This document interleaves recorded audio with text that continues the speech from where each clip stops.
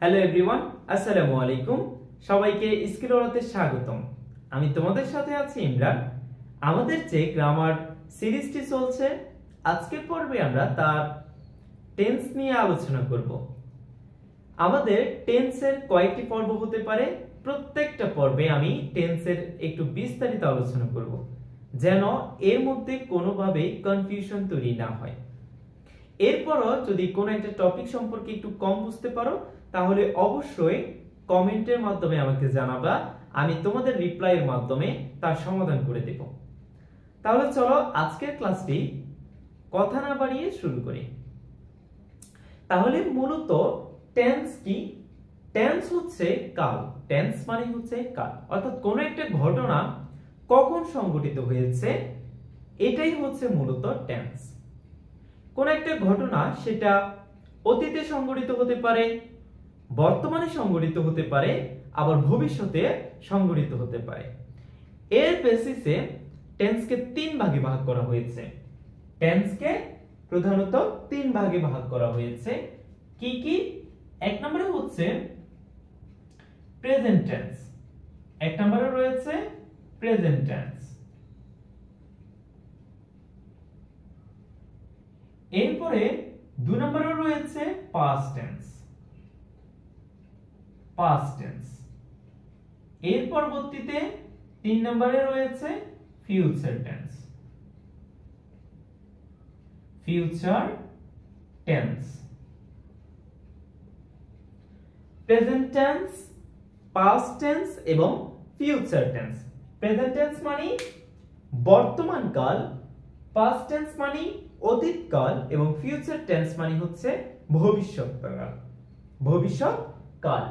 এই প্রত্যেকটা টেন্সকে আবার চার ভাগ করে ভাগ করা হয়েছে। প্রত্যেকটা টেন্সকেই চার করে ভাগ করা হয়েছে। কি কি হতে পারে? এক নম্বরে হচ্ছে ইনডিফিনিট। এক নম্বরে রয়েছে ইনডিফিনিট। ইনডিফিনিট কে আবার সিম্পলও আমরা চাইলে বলতে পারি। এর পরবর্তীতে রয়েছে কন্টিনিউয়াস টেন্স, অর্থাৎ কন্টিনিউয়াস। এর পরবর্তীতে রয়েছে perfect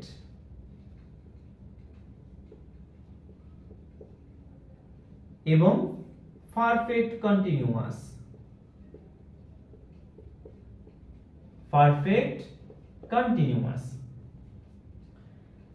present tense, past tense, future tense, এই প্রত্যেকটাকে আলাদা আলাদা করে চার করে ভাগ করা হয়েছে। যেমন প্রেজেন্টকে চার করে ভাগ করলে কি হবে? প্রেজেন্ট ইনডিফিনিট অথবা simple present, present continuous, present perfect এবং প্রেজেন্ট পারফেক্ট কন্টিনিউয়াস। আবার পাস্টকে যখন চার করে ভাগ করে কি হবে? সিম্পল পাস্ট অথবা ইনডিফিনিট পাস্ট, ইনডিফিনিট অথবা পাস্ট পারফেক্ট অথবা পাস্ট পারফেক্ট কন্টিনিউয়াস। ফিউচারকে যখন চার করে ভাগ করবে তাহলে হবে future indefinite, future continuous, future perfect এবং ফিউচার পারফেক্ট কন্টিনিউয়াস। তাহলে আমরা বুঝতে পারতেছি এখানে প্রত্যেকটাকে, অর্থাৎ এই তিনটাকে প্রত্যেকটাকে যখন চার করে ভাগ করবে তখন সেক্ষেত্রে হবে কি? আমাদের মোট 12টি টেন্স। এখন আসি এই প্রত্যেকটা টেন্সের, অর্থাৎ 12টি টেন্সের প্রত্যেকটাকে কি বলে এবং এর সম্পর্কে একটু বিস্তারিত আলোচনা করি। তাহলে সর্বপ্রথম যে টেন্সটি হয় সেটি হচ্ছে প্রেজেন্ট ইনডিফিনিট অথবা সিম্পল প্রেজেন্ট। আজকে তাহলে আমরা সিম্পল প্রেজেন্ট নিয়ে একটু বিস্তারিতভাবে জেনে নিই। Present indefinite.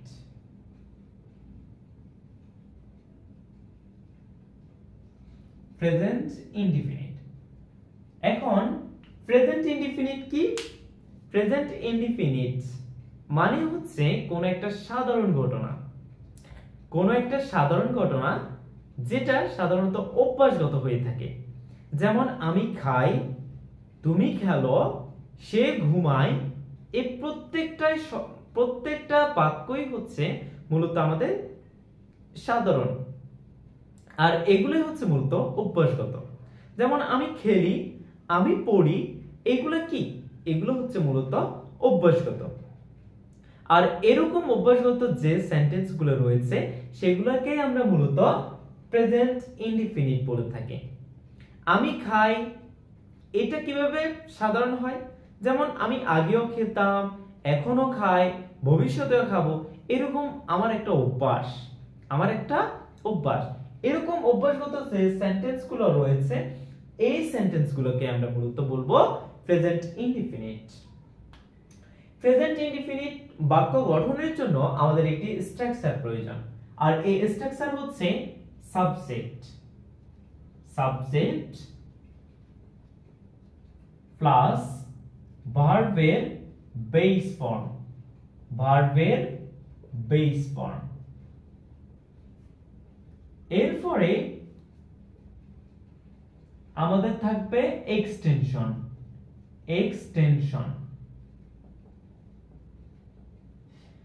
তাহলে আমাদের স্ট্রাকচার কি? সাবজেক্ট প্লাস ভার্বের বেস ফর্ম প্লাস এক্সটেনশন। এই ভার্বের বেস ফর্মকে আমরা V1 ও বলতে পারি। এখন আসি সাবজেক্ট কি, এটা সম্পর্কে একটু জেনে নেই। সাবজেক্ট হচ্ছে এক কথায় কর্তা, অর্থাৎ যিনি কাজটি করছে তাকে আমরা সাবজেক্ট বলবো। এরপরে ভার্বের বেস ফর্ম। ভার্বটা কি? ভার্ব হচ্ছে যিনি কাজ করে তিনি কোন কাজটা করছে সেটাই হচ্ছে মূলত ভার্ব, অর্থাৎ কোন একটা কিছু করা মানেই হচ্ছে ভার্ব। যেমন আমি খেলি, এই খেলাটা হচ্ছে একটা ভার্ব। আমি ঘুমাই, ঘুমানোটা একটা ভার্ব। আমি কথা বলি, এই কথা বলাটা একটা ভার্ব। তাহলে ভার্ব মানে হচ্ছে কোন একটা কাজ করা। এরপরে পরবর্তীতে হচ্ছে এক্সটেনশন কি? এক্সটেনশন হচ্ছে আমাদের যে স্ট্রাকচারটি রয়েছে এই স্ট্রাকচারে আমাদের সাবজেক্ট থাকে, ভার্ব থাকে, এর পরবর্তীতে অতিরিক্ত যে কথাটাই থাকে সেটাই হচ্ছে মূলত এক্সটেনশন। অনেক জায়গায় সাবজেক্ট, ভার্ব প্লাস অবজেক্টও দেয়া থাকে, কিন্তু আমরা অবজেক্ট ব্যবহার করব না। অবজেক্ট ব্যবহার কেন করব না? কারণ আমরা যখন কোনো একটা বাক্য তৈরি করি ওই বাক্যের মধ্যে সবসময় কিন্তু অবজেক্ট দেয়া থাকে না, আর যখন অবজেক্ট দেয়া থাকে না তখন সেখানে কিন্তু আমাদের স্ট্রাকচার অনুসারে আমরা করতে পারবো না। এক্সটেনশন কিন্তু আমাদের বাক্যের মধ্যে থাকতে পারে আবার নাও থাকতে পারে, কিন্তু যদি অবজেক্ট উল্লেখ করে দেই তখন সেটা তো অবজেক্ট থাকতেই পারে। এখন প্রত্যেকটা সেন্টেন্সের মধ্যে কিন্তু অবজেক্ট থাকে না। যেমন আমি যদি এখানে একটি বাক্য লিখি, যেমন আই প্লে ক্রিকেট,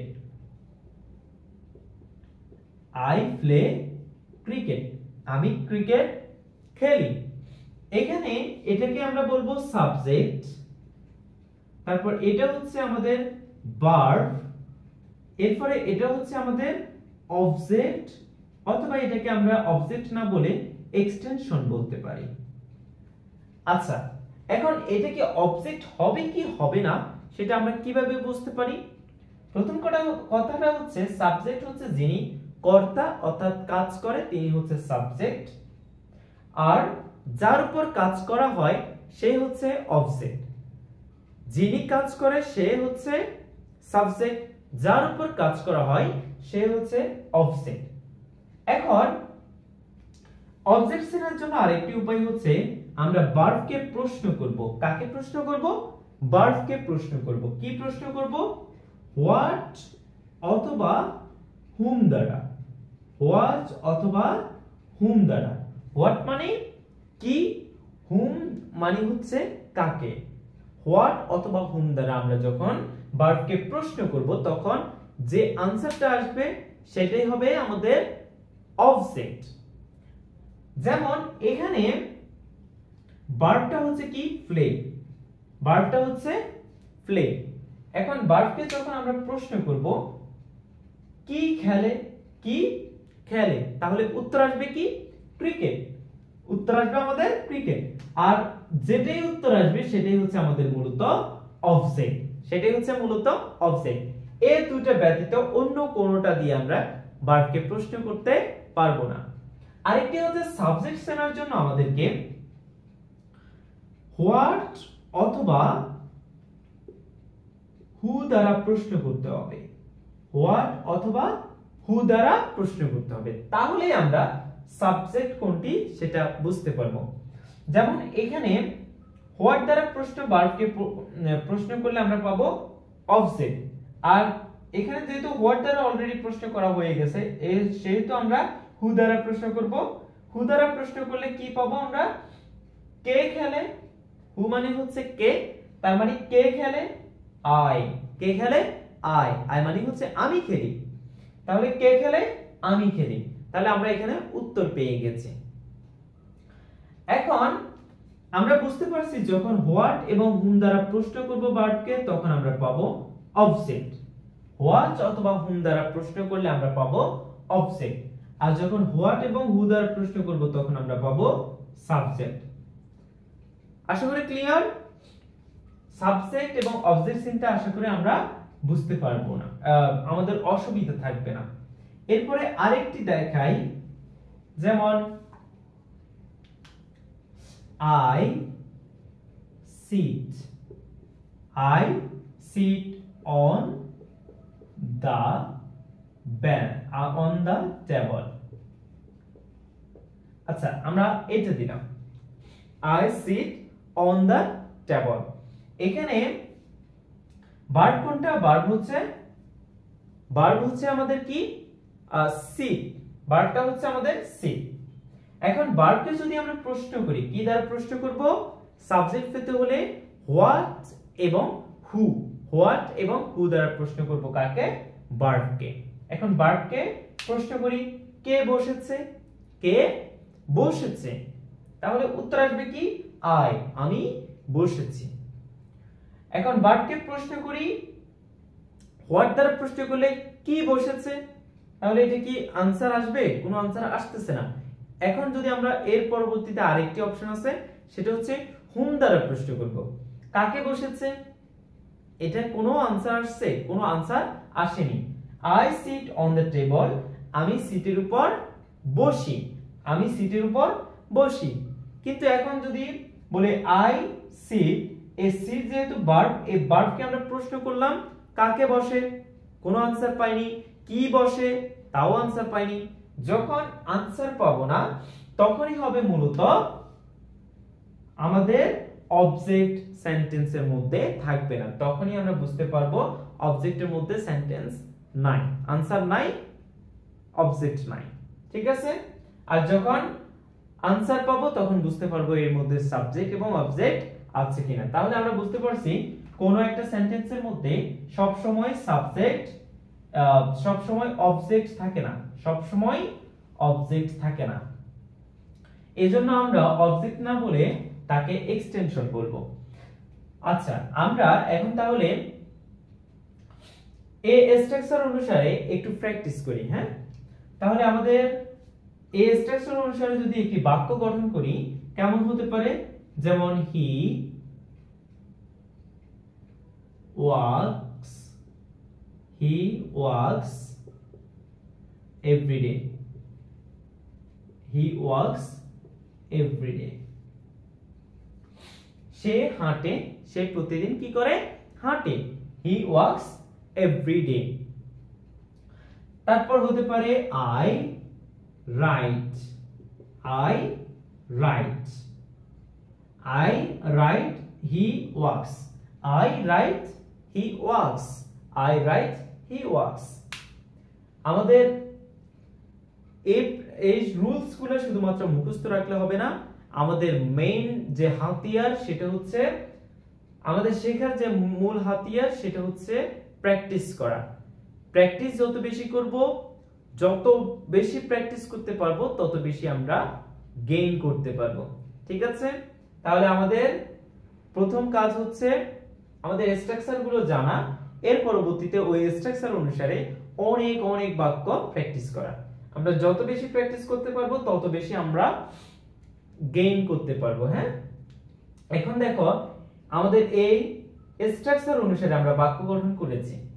এখানে সাবজেক্ট আমরা কি নিয়েছি? হি নিয়েছি। এরপরে ভার্ব নিয়েছি কি? ওয়ার্কস। ঠিক আছে, ভার্ব নিয়েছি কি? ওয়ার্কস। ওয়ার্কস মানে হাঁটা। এরপরে আমরা এক্সটেনশন নিয়েছি, সেটা হচ্ছে ভি। এক্সটেনশন নিয়েছি এভরিবডি। এক্সটেনশন নিয়েছি এভরিবডি। এখন দেখো আমরা প্রথম বাক্যটা নিয়ে একটু আলোচনা করি। আমাদের সাবজেক্ট হিসেবে যদি আই বসে, উই বসে, ইউ বসে, দে বসে, কি কি বলছি? আই, উই, ইউ, দে। এরপরে যদি থার্ড পারসন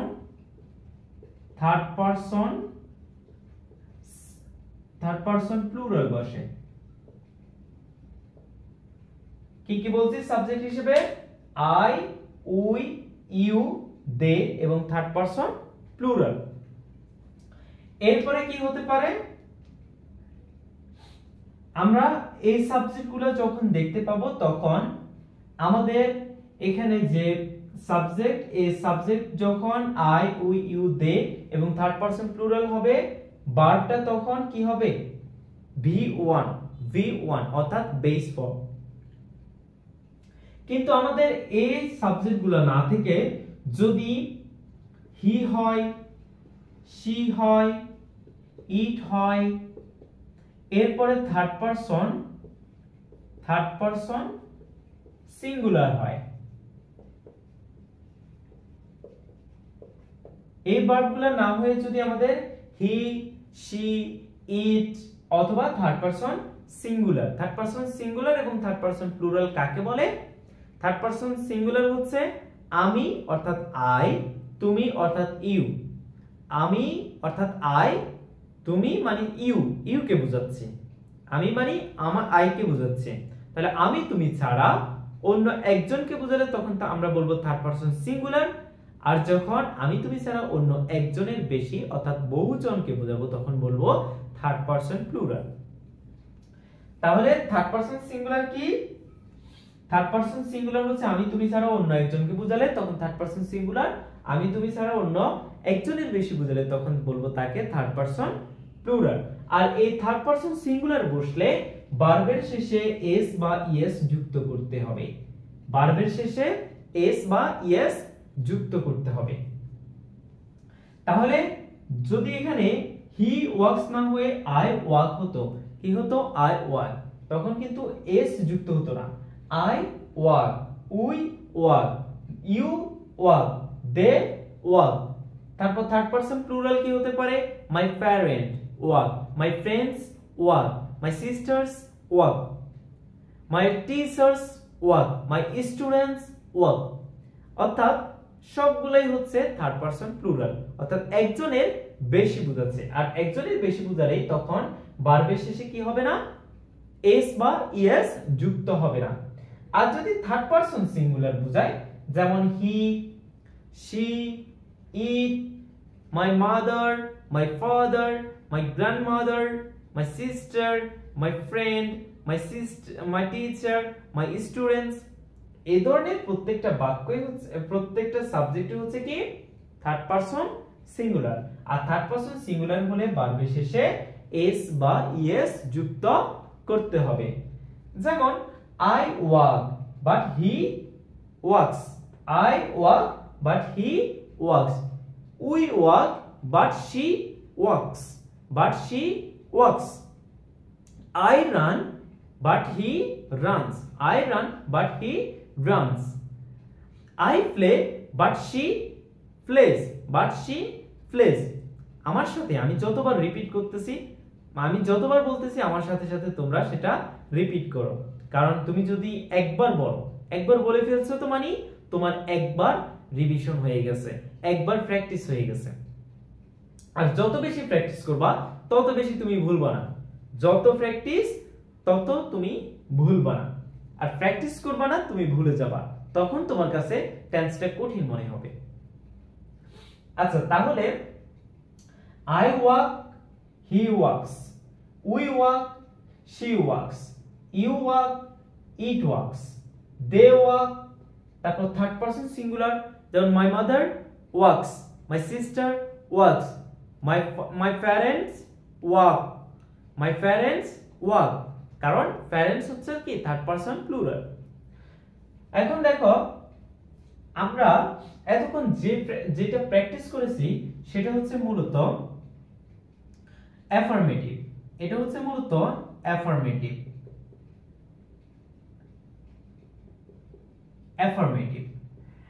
এখন আমরা যদি এটাকে নেগেটিভ করতে চাই, যেমন সে হাঁটে না, সে হাঁটে না, সে খেলে না, আমি খেলি না, তুমি খেলো না, সে দৌড়ায় না, সে উড়ে না, সে পাখিটি উড়ে না, বাঘটি দৌড়ায় না, এই ধরনের বাক্য যখন তৈরি করব তখন কিভাবে হবে, আমাদের তখন স্ট্রাকচারটা কি হবে সেটা দেখব। তাহলে আমরা এতক্ষণ যা আলোচনা করছি সেটা ছিল অ্যাফার্মেটিভে। এখন যদি এটা আমরা নেগেটিভ করতে চাই, নেগেটিভ ফর্ম, তাহলে নেগেটিভ রূপ কি হবে? প্রথমে সাবজেক্ট হবে, এরপরে আমাদের নিতে হবে ডু অথবা ডাস। কি নিতে হবে? ডু অথবা ডাস, ডু অথবা ডাস।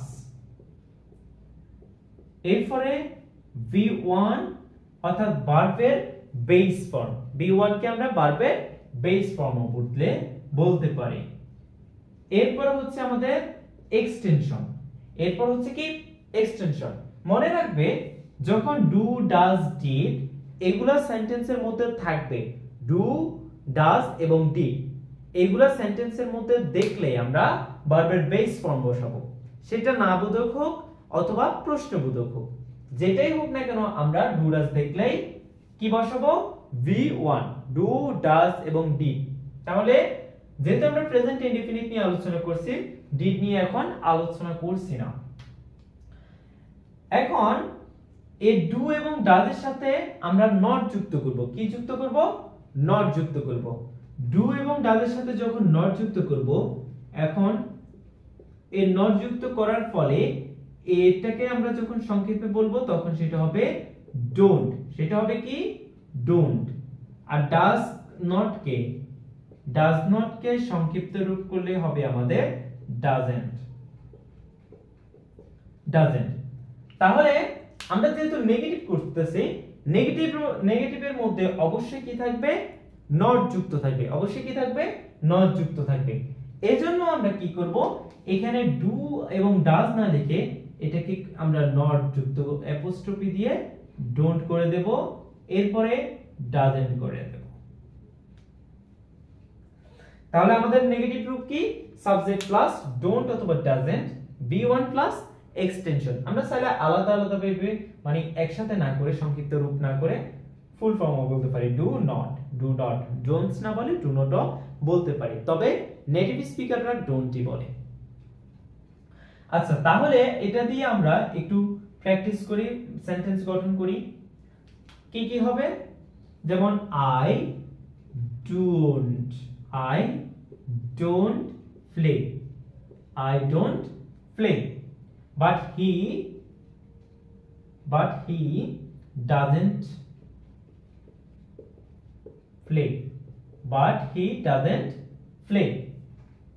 এখানে কিন্তু আর প্লেস হবে না, কারণ ভার্বের V1 ব্যবহার করা হচ্ছে। আর যখন ভার্বের V1 হয় তার মানে কি এখানে আমরা নেগেটিভ করতেছি, নেগেটিভের কি আছে? ডু ডাজ ডিড যে কোনো একটা থাকবে, আর ডু ডাজ ডিড থাকলে আমরা সেখানে ভার্বের V1 ব্যবহার করব। তাহলে I don't play, he doesn't play। এখন ডু এর সাথে কোন সাবজেক্টগুলা বসে অথবা কোন সাবজেক্টের সাথে ডু বসে, কোন সাবজেক্টের সাথে ডাজেন্ট বসে আমরা সেটা একটু দেখে নেই এক নজরে। যেমন ডু এর সাথে বসতে পারে I, we, they, you, তারপর বসতে পারে third person plural, third person plural.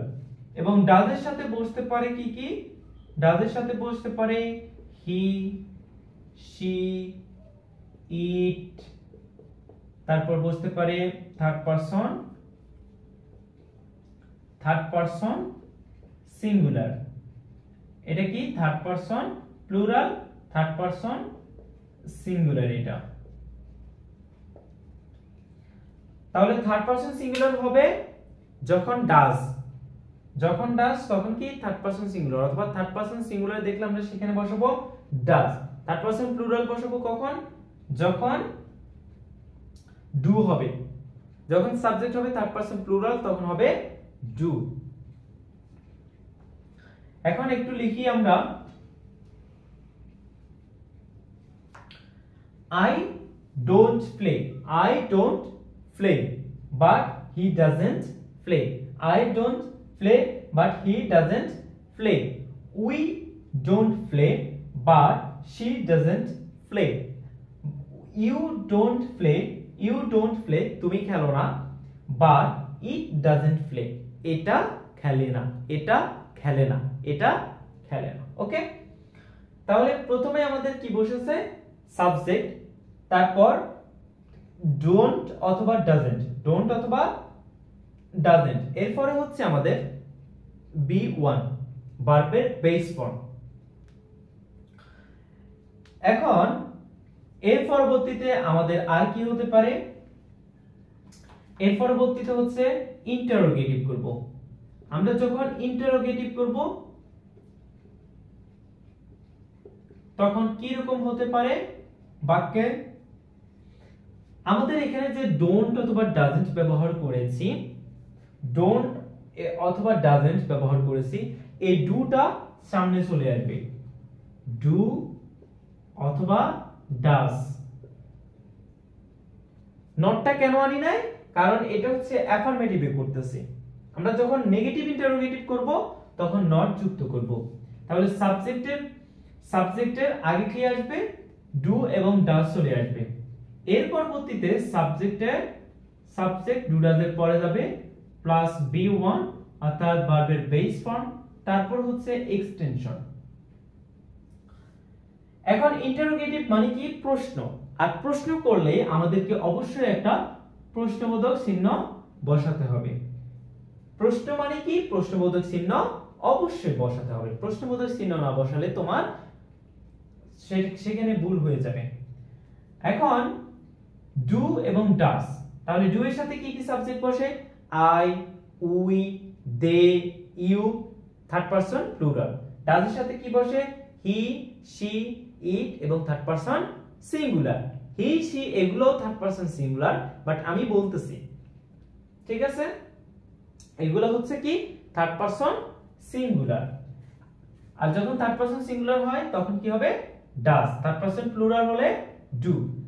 এখন এর আগে যখন আমরা প্র্যাকটিস করেছি বা করব, কিভাবে করব?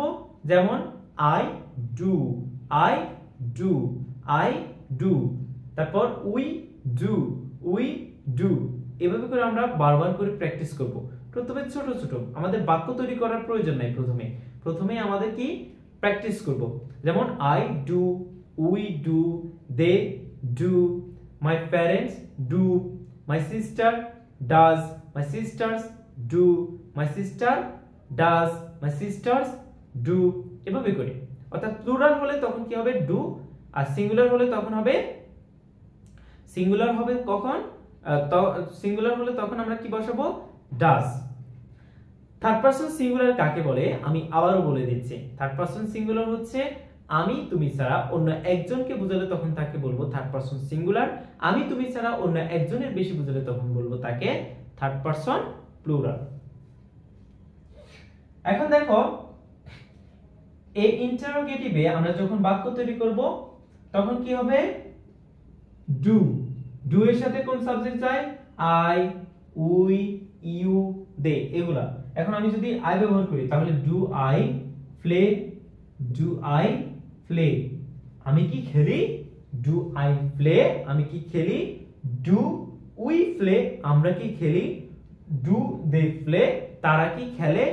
ডু মাই প্যারেন্টস প্লে, আমার মা বাবা কি খেলে? Do my teachers, do my teachers play, আমার শিক্ষকরা কি খেলে? এভাবে করে আমরা প্রশ্ন করতে পারি। ডু আই প্লে, আমি কি খেলি? ডু আই ইট, আমি কি খাই? ডু আই রান, আমি কি হাঁটি? ডু আই স্লিপ, আমি কি ঘুমাই? ডু আই গেট, আমি কি পাই? গেট মানে কি? পাওয়া। ডু আই বাই, আমি কি বিক্রয় করি? ডু আই বাই, আমি কি ক্রয় করি? ডু আই সেল, আমি কি বিক্রয় করি? ডু আই রাইট, আমি কি লিখি? ডু আই স্পিক, আমি কি বলি? এরকম করে আমরা বাক্য গঠন করব এবং বারবার করে প্র্যাকটিস করতে থাকব।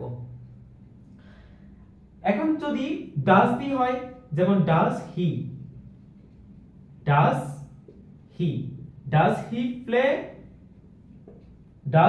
প্লে, সে কি খেলে? ডাজ হি প্লে, সে কি খেলে? ডাজ হি স্লিপ, সে কি ঘুমায়?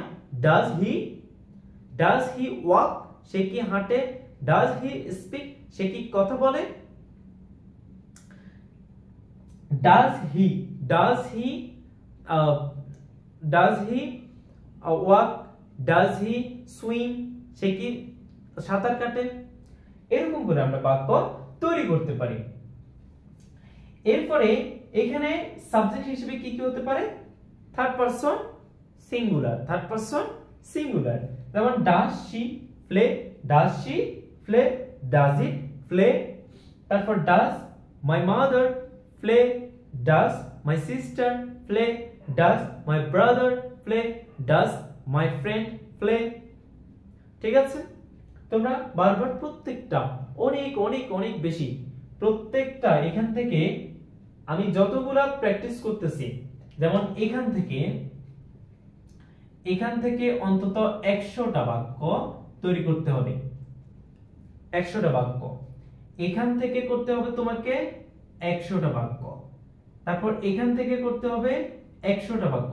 এটা হচ্ছে সর্বনিম্ন তোমাকে জানার জন্য, একেবারে সর্বনিম্ন 100টা। তুমি যদি জানতে চাও, টেন্স সম্পর্কে ক্লিয়ার হতে চাও, তোমাকে অবশ্যই প্র্যাকটিস করতে হবে। প্র্যাকটিসের বিকল্প নেই। সো তোমাকে জানতে হলে, তোমাকে বুঝতে হলে, গভীরভাবে বুঝতে হলে তোমাকে অবশ্যই প্র্যাকটিস করতে হবে, অন্তত 100টা করে। তুমি এর বেশি যত পারো করতে থাকো, কিন্তু এর কমে করা যাবে না। এখন ইন্টারোগেটিভ এটা কি? তার মানে ডু আই প্লে, আমি কি খেলি? ডাজ হি প্লে, সে কি খেলে?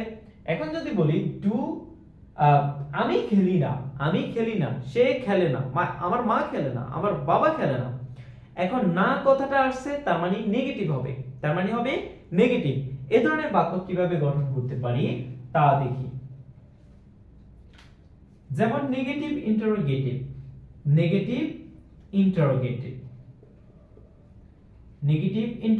করতেছে।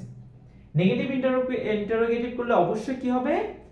ডু অথবা ডাজ এর সাথে নট যুক্ত হবে। তাহলে ডু নট এর সংক্ষিপ্ত রূপ হচ্ছে ডোন্ট, এরপরে হচ্ছে ডাজ নট এর সংক্ষিপ্ত রূপ হচ্ছে ডাজেন্ট, তারপর হবে সাবজেক্ট, তারপর V1, তারপর এক্সটেনশন। এর পরবর্তীতে কি হবে? একটা প্রশ্নবোধক চিহ্ন হবে। এখানে দেখো আমরা ডোন্ট লিখেছি, ডাজেন্ট লিখেছি।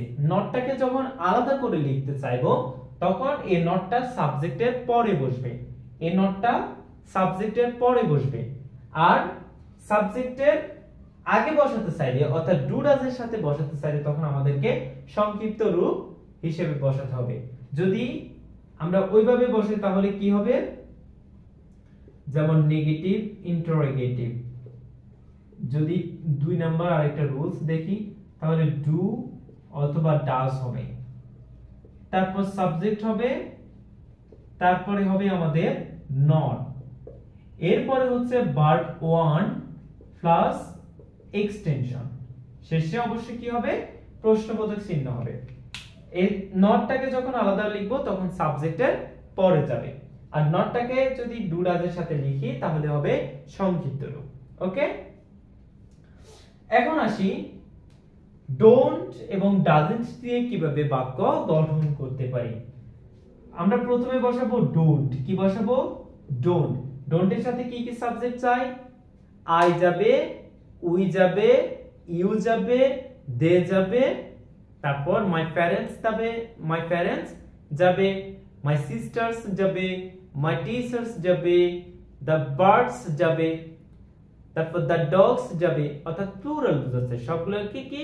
প্লুরাল বোঝাচ্ছে। আর প্লুরাল বোঝালে তখন কি হবে? ডোন্ট হবে। তাহলে আমরা এইভাবে একটু প্র্যাকটিস করব। প্রথমে ডোন্ট আই, ডোন্ট আই, আমার সাথে রিপিট করো। Don't I, don't you, don't they, don't we, don't they, don't I, don't my parents, don't my sisters, don't my brothers. এভাবে করে প্র্যাকটিস করব। তাহলে ডোন্ট, ডোন্টের ফর্ম মনে করা হয়েছে আই। তাহলে ডোন্ট আই প্লে, ভার্ব কোনটা হবে? V1। আমি কি খেলি না? আমি কি খেলি না। ডোন্ট আই ইট, আমি কি খাই না। ডোন্ট আই স্লিপ, আমি কি ঘুমাই না। ডোন্ট আই রান, আমি কি দৌড়াই না। ডোন্ট আই ওয়াক, আমি কি হাঁটি না। ডোন্ট আই স্পিক, আমি কি কথা বলি না। ডোন্ট আই সেল, আমি কি বিক্রয় করি না। ডোন্ট আই মপ, আমি কি মোছা দিই না, মুছি না। এরপরে কি হতে পারে? ডোন্ট আই ড্রাইভ, আমি কি গাড়ি চালাই না। আমি কি চালাই না গাড়ি।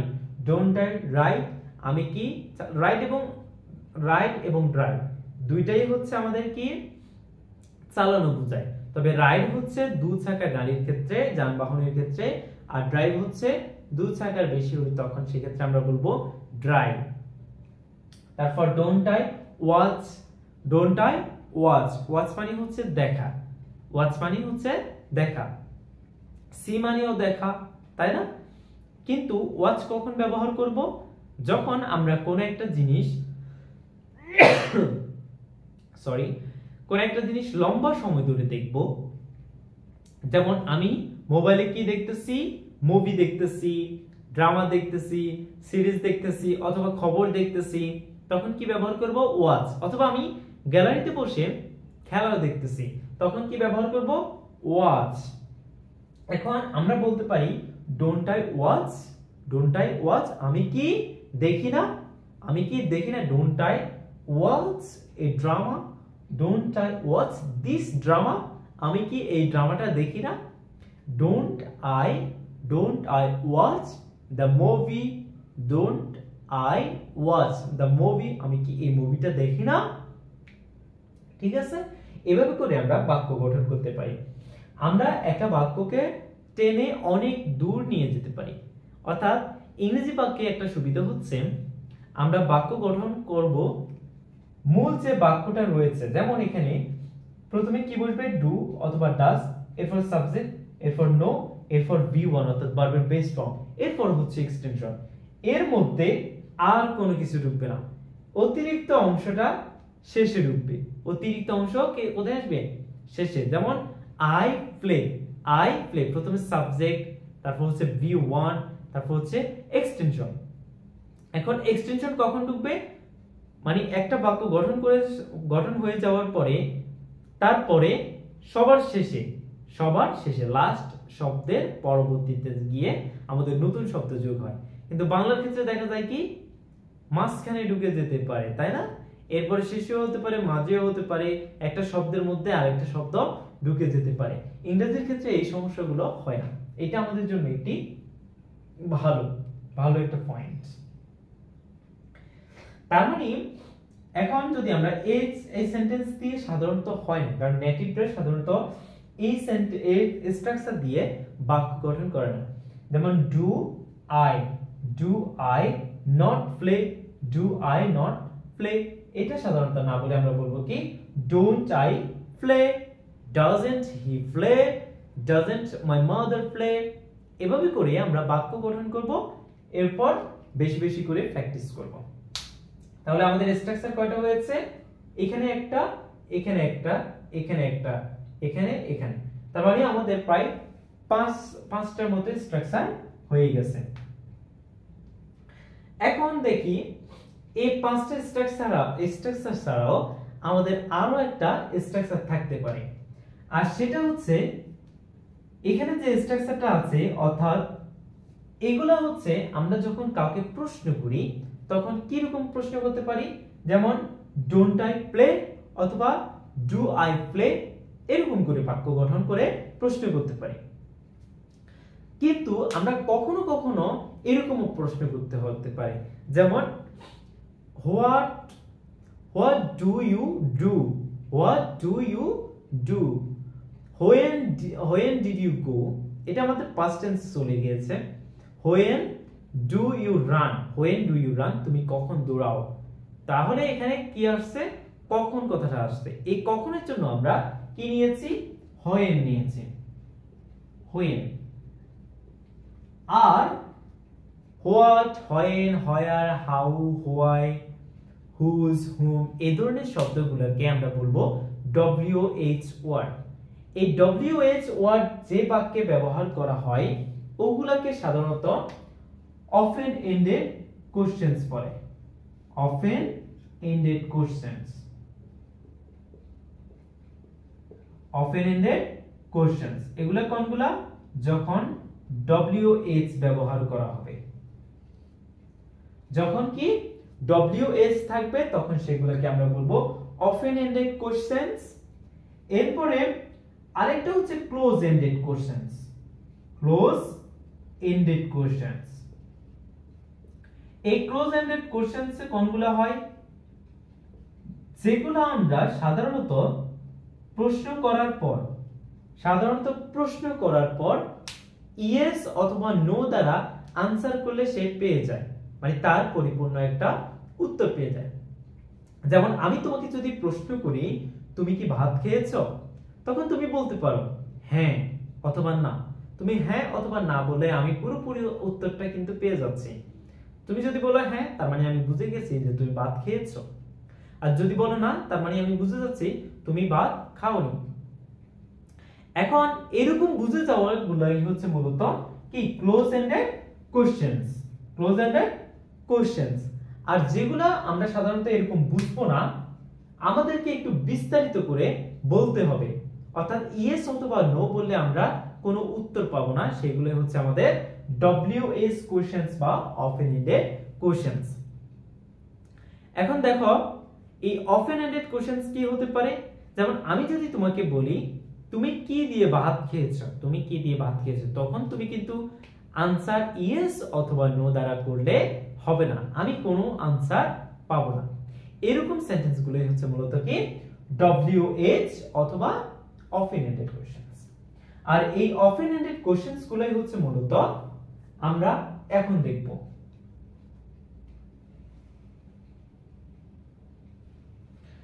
এই often ended questions গুলোর ক্ষেত্রে আমাদের কোনো পরিবর্তন হয় না তেমন কিছু, শুধু এই যে ইন্টারোগেটিভ, নেগেটিভ ইন্টারোগেটিভ, এগুলার আগে শুধুমাত্র WH যুক্ত হবে। কি যুক্ত হবে? WH। এর পরবর্তীতে ডু অথবা ডাজন্ট, ডু অথবা ডাজ। এর পরবর্তীতে কি subject plus V1 plus extension, subject plus V1 plus extension. এটা অ্যাফার্মেটিভ হলে এটা হবে, আর নেগেটিভ হলে কি হবে? WH প্লাস ডোন্ট অথবা doesn't, subject plus V1 plus extension. আবার নেগেটিভ যদি আমরা নটটাকে আলাদা করে লিখতে চাই তাহলে কি হয়? WH প্লাস ডু অথবা does plus subject not plus V1 plus extension. শুধু এতটুকুই পার্থক্য। এই তিনটা স্ট্রাকচারের পূর্বে আমরা শুধুমাত্র WH অর্থাৎ WH যে ওয়ার্ডগুলো আছে অর্থাৎ what, when, where, how, whose, whom, why, ঠিক আছে, হুইচ, এই যে ওয়ার্ডগুলো রয়েছে এগুলাই আমরা বসাবো। আর এগুলো বসিয়ে আমরা কি করব? আমরা WH প্রশ্ন তৈরি করব। আর এই WH প্রশ্ন কখন করব? যখন আমাদের বিস্তারিত কোনো একটা কিছু জানার প্রয়োজন হয়। যেমন তুমি কখন গিয়েছিলে, তুমি কিভাবে গিয়েছিলে, তুমি কতক্ষণ ধরে সেখানে ছিলে, তারপর তুমি কিভাবে এসেছো, সে কিভাবে গিয়েছে, রাহুল কিভাবে গিয়েছে, তারপর রাহুল কিভাবে পড়ে গিয়েছে। এই ধরনের যে সেন্টেন্স গুলো আছে যা আমাদের বিস্তারিত জানতে হয়, তাই হচ্ছে মূলত কি WH। আমরা আরেকটু প্র্যাকটিস করি, যেমন don't I play, don't I play, এটা কি হবে, তুমি কি খেলো না, তুমি কি খেলো না। এটা আবার কি হতে পারে, ডু আই প্লে, আমি কি খেলি।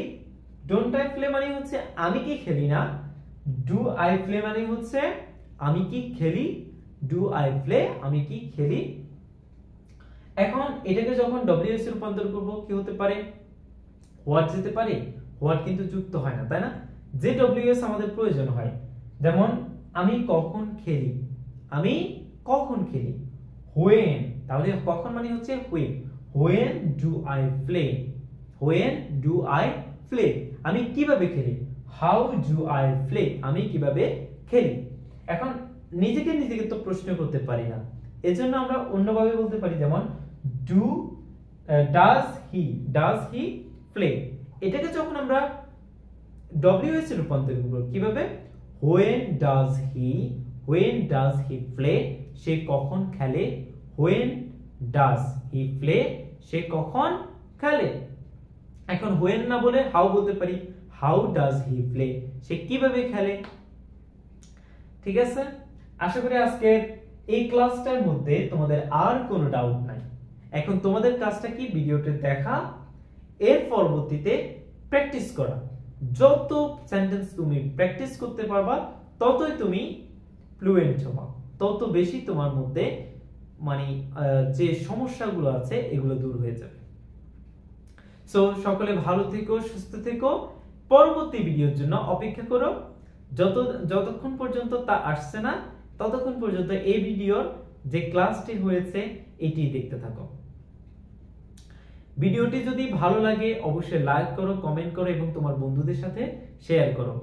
অবশ্যই স্কিল ওয়ার্ল্ডের সাথে থেকো, এবং তুমি যদি কোনো একটা টপিক বুঝতে না পারো তাহলে অবশ্যই তোমাকে কি করতে হবে, কমেন্ট করতে হবে। ঠিক আছে, ভালো থেকো, সুস্থ থেকো, আল্লাহ হাফেজ।